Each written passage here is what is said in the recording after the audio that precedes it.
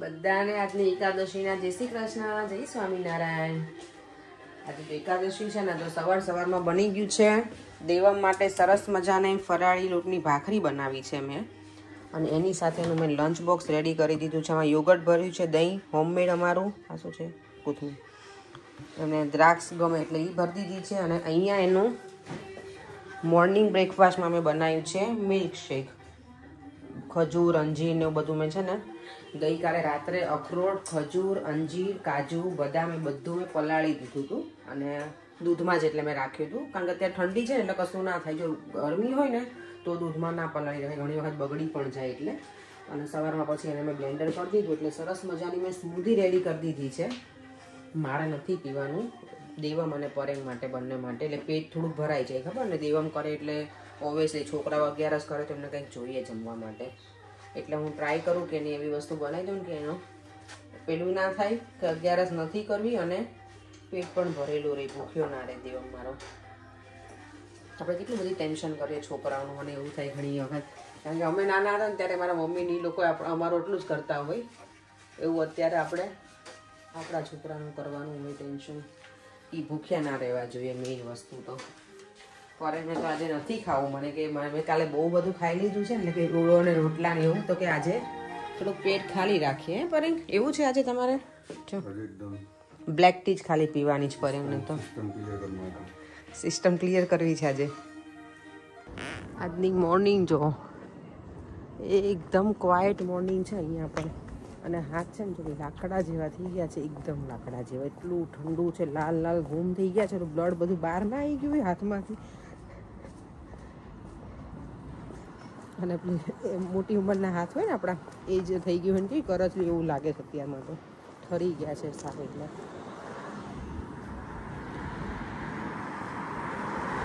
ચાલો આપણે આપણા કામ તરફ પ્રયાણ કરી રહ્યા છીએ હવે. ઓલમોસ્ટ મારું સલૂન સુધી હું પહોંચવા આવી છું. અને સુરત દાદા સરસ મજાના આજે બહાર છે, તો થોડી વાર જોઈએ હવે. અત્યારે ક્લાયન્ટ હતી અને એને કેન્સલ તો નહીં, પણ એને મૂવ કરવાનું કીધું છે, એટલે લેટ્સ સી હવે કેટલા વાગે આવશે. તો હું તો વહેલા એટલે પહોંચી ગઈ આજે.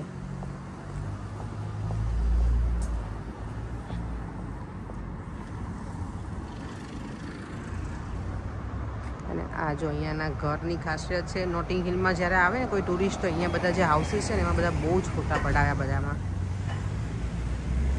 અને સેમ અમે આવા છે ને સ્પેનમાં ગયા ને ત્યાં પણ અમે આવા જ જોયા હતા, અમે ત્યાં બહુ ફોટા પડાયા હતા.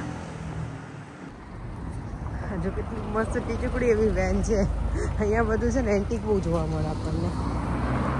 હું અને ઇવોના અમે બંને જ છીએ ખાલી. How are you Ivona? You okay? Very good, very good.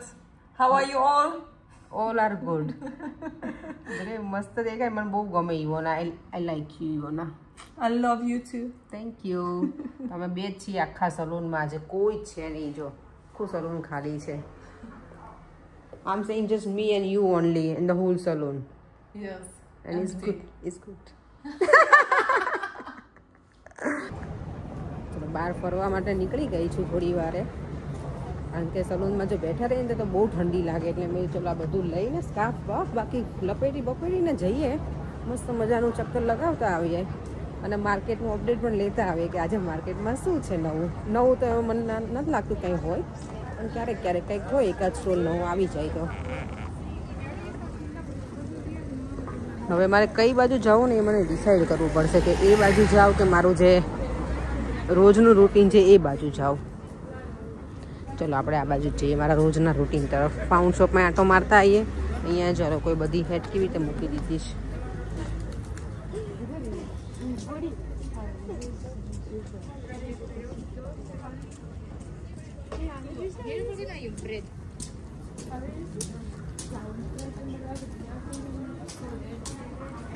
અહીંયા છે ને બધા અલગ અલગ પ્રકારના ઓલિવ્સ હોય છે. હજી ઠંડી છે ને એટલે પાછા અહીંયા સ્કાર્ફનો સ્ટોર આવી ગયો છે, વચ્ચે નહોતું અહીંયા કશું જ.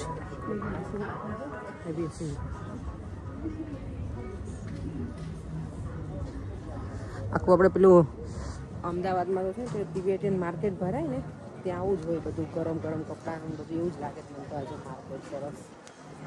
અહીંયા જો આજે બધું હોય ને ફ્રૂટ બોલ ને અમુક વસ્તુ છે ને 1 પાઉન્ડની હોય, 150 છે. અને જો અહીંયા એના ફ્રૂટનો આખું રેડી કર્યું છે ને 5 પાઉન્ડનો કપ છે. જો આ મસ્ત છે, આખું બ્લુ કલરનું છે થીમ. વાવ નાઈસ છે. જો હેન્ડવર્ક કરેલું.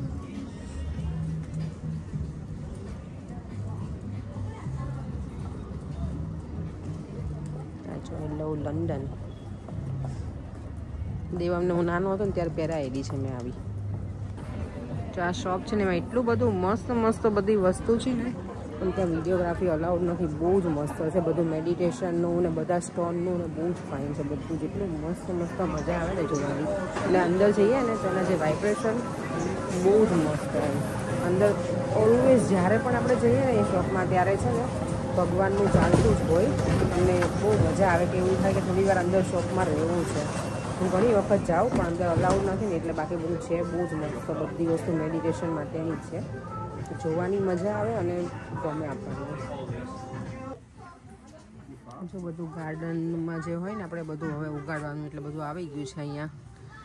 વટાણા ઉગાડવા હોય તો આ શું છે વળી, રનર બીન. આ વાલોળ જેવું લાગે છે મને, કે વાલોળ જ છે. રનર બીન નામ જોરદાર છે ઇંગ્લિશમાં. બ્રોડ બીન્સ, હા આ ખબર છે હોય છે. કુઝેટ પછી છે બધા અલગ અલગ છે. જો આમાં છે ને અલગ અલગ 6 આવે પેકમાં, અને આ બધા સિંગલ સિંગલ છે. મોળા, ગ્રીન ચીલી ને બધું જ છે. અને પછી છે ને જ્યારે વરસાદ થઈ જાય ને સમરમાં, અને પછી આ સ્લગ્સ ને સ્નેલ્સ ને બધું બહુ જ હોય, એટલે તમારે યુઝ કરવું પડે તો બહુ આવે નહીં. આ બધા એના ફીડિંગના પેલા છે. કોઈ પણ આપણે ઉગાડીએ ને તો એના માટે ફીડ કરવા માટેના બધા સીડ્સ હોય ને.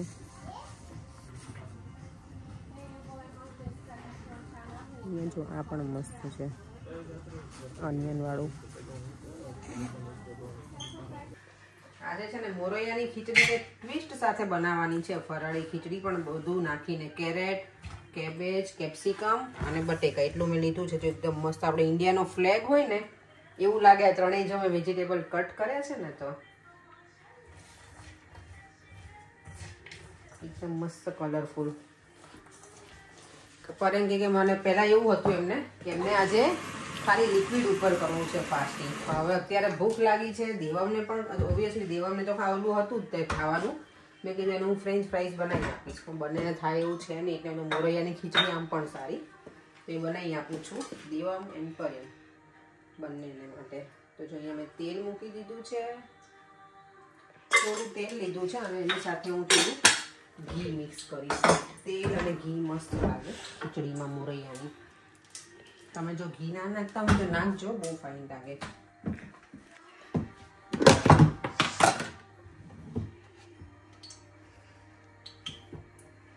અત્યારે ઠંડી છે ને તો ઘી એટલું બધું જામી જાય છે ને અહીંયા.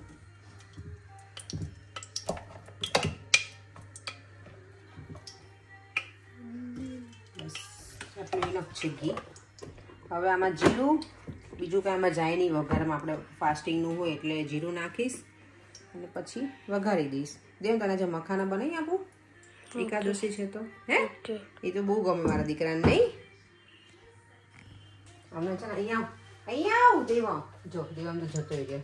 એટલે મખાના બહુ ગમે. જોઈએ હવે જો બરાબર દેવામ હશે ને તો જ એને મખાના બનાવી આપવામાં આવશે ને, ત્યારે નહીં.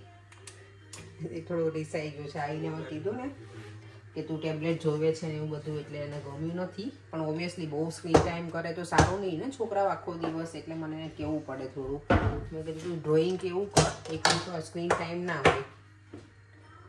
એટલે જો અહીંયા બધું મેં પાણીમાં નાખી દીધું છે. અહીંયા તેલ ને ઘી બંને મૂકી દીધું છે. તો ખીચડીમાં બધા વેજીટેબલ્સ નાખ્યા હતા. પછી મેં એની અંદર શેકેલા સિંગદાણા નાખી દીધા છે, અને મોરૈયો એડ કરી, મીઠું નાખી દીધું સ્વાદ પ્રમાણે, લીલું મરચું, ધાણા જીરું પાવડર. બસ હવે આપણે કુકરનું લીડ બંધ કરી દઈએ. સારું, આ મોરૈયાની ખીચડીમાં બહુ પાણી ના જોઈએ એટલે મેં આટલું જ રહેવા દીધું છે. ચાલો જો સરસ મજાની છે ને મોરૈયાની ખીચડી બની ગઈ છે, એકદમ હેલ્ધી ફરાળ માટેની. મેં જે લીલા ધાણા સમારી નાખે છે નાખી દઉં. અહીંયા મેં મખાના રોસ્ટ કરી લીધા છે. જમ્યા પછી પર્યંક અને દેવમને ખાવું હશે ને તો ખાશે. એ બંનેની જ ખીચડી મેં બનાવી છે. જમી લઈ પછી શાંતિથી થોડી વાર બેસી અમે લોકો.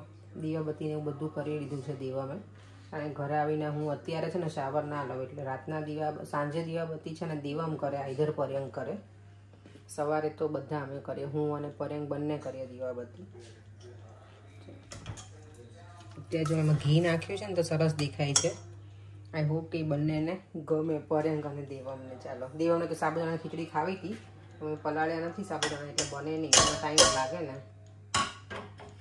મને ખબર નહીં, હવે સાબુદાણા ખીચડી મને ઓછી ગમે છે. પહેલાં મને બહુ ગમતી, હવે મને ઈચ્છા જ નહીં થતી સાબુદાણા ખીચડી ખાવાની. પણ દેવમને ગમે છે ને હવે નેક્સ્ટ 11 અમે લોકોને બનાવી આપીશ.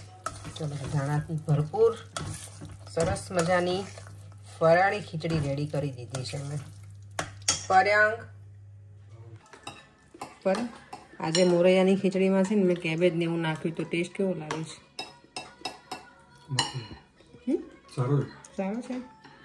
સ્પાઈસી બહુ છે કે ઓકે બની છે ને? સ્પાઈસી મજા આવે. અને મેં ઘી નાખ્યું છે આજે વઘારવામાં.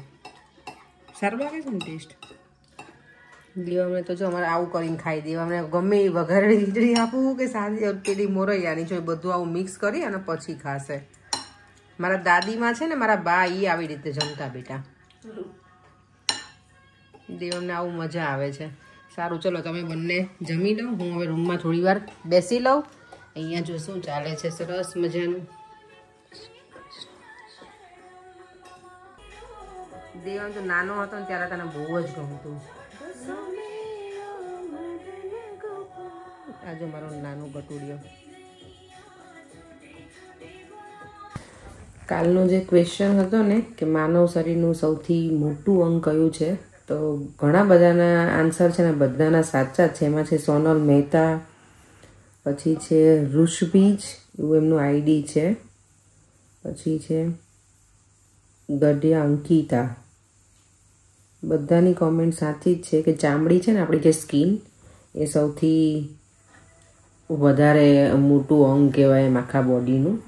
તો થેન્ક યુ સો મચ બધાને આન્સર આપવા માટે. અને બીજું એકની કોમેન્ટ હતી કે તમે કાલે કેમ બ્રેક લીધો હતો. સોંદાગર રવિન્દ્રા છે ને એમની આઈડી છે. તો એકાદ દિવસ મને ક્યારેક એવું થાય કે કંઈ જ કરવું નથી અને કંઈ હતું પણ નહીં વ્લોગિંગ કરવા માટે, તો કીધું એક દિવસ બ્રેક લઈ લઈએ, એટલે બ્રેક લીધો હતો. એકની પણ આમ તો 2-3 જણે લખેલું છે. હા, વિધિની કોમેન્ટ છે, વિધિ જેમનું આઈડી છે ને એમની પણ. હા, તો નોર્મલી ટ્રાય કરું કે રેગ્યુલર જ મૂકું, પણ ક્યારેક ક્યારેક એકાદ દિવસનો બ્રેક આવી જાય.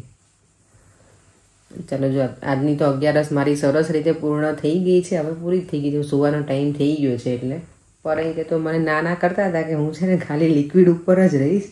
પણ કેમ છે તમારે? ભૂખ લાગી હતી ભૂખ?